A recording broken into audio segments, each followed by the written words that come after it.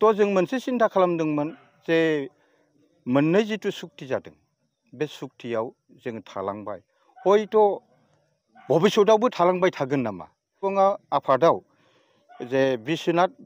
जानानै जे बे खौसेथि बर' सुबुं आफादाव जों मानो जगाजग जादों जुदि BTC नि बाहेराव थानाय बर'फोरनो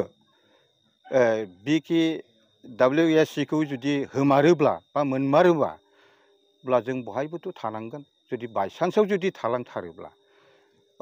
जेरावखि जाया जों थानांगोन थांनानै थानायखौथ' जों सुबिदा नागिरनांगोन बे हिसाबै जोङो खौसेथि बर' सुबुं आफादाव जोङो हेफाजाब होदों आरो होलांबाय थागोन बेबो गाज्रि नङा जिथु जाथिनि थांनानै थानायनि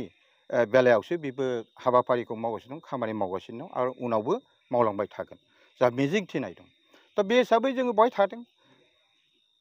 खिन्थु जोंनि जिथु आसा जों बिटिआरआवनो जों आसा दङ जोङो दिनैसिम बिस्वनाथ जिल्ला खौसेथि बर' सुबुं आफादाव थानानैबो जोङो खावलायगासिनो दङ जे मोनफ्रोमबो आफाद जे बर'फोरनि जिखिनि आफाद दं फरायसा आफादानो जा जिखुनु आफादानो जाया जों बेखौ खावलायदों जे बिटिआरआव जोंखौबो सोदो आरो थानो मोनोबा जोंहाबो गोजोननाय दङ बेवहाय खिन्थु दिनैसिम जायाखै मानो जों बिनि थाखाय गोजोननाय गैया आरो दिनैसिमबो जोंहा दुखु दङ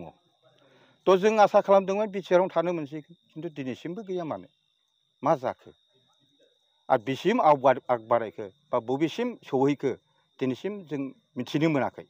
खिन्थु जों आसा खालामदों जों जिहेतु बिटिआरआवनो थानो मोनगोन जों बेखौ खोब आसा खालामदों आरो मोनोब्लाथ' जों खुसियानो जागोन नाथाय जोङो दिनैसिम मोनसे खोथाया जों बेखौ क्लियारफिकेसन जानाया मोजां जिहेतु जोङो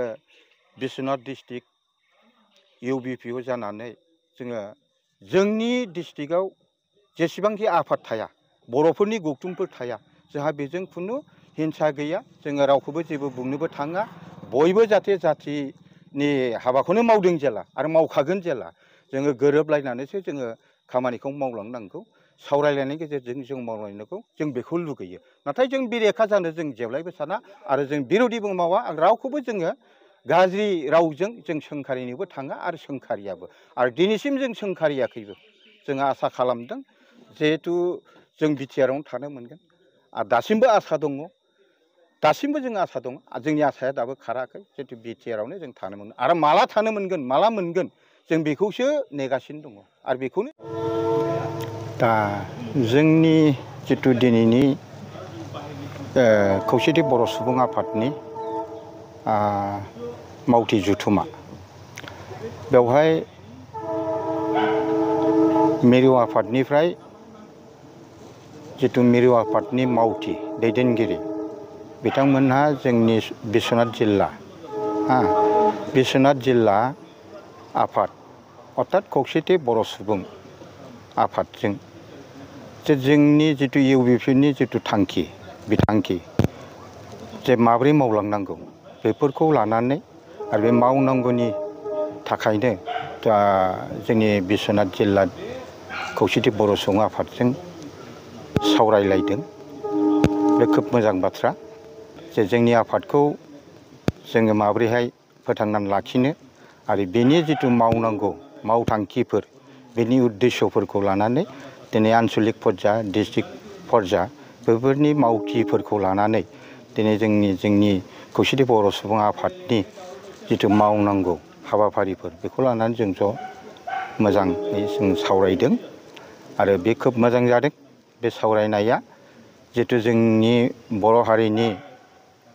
जाथिनि गांनाय उखैनाय थांनानै थानाय गासै बिथिंजाय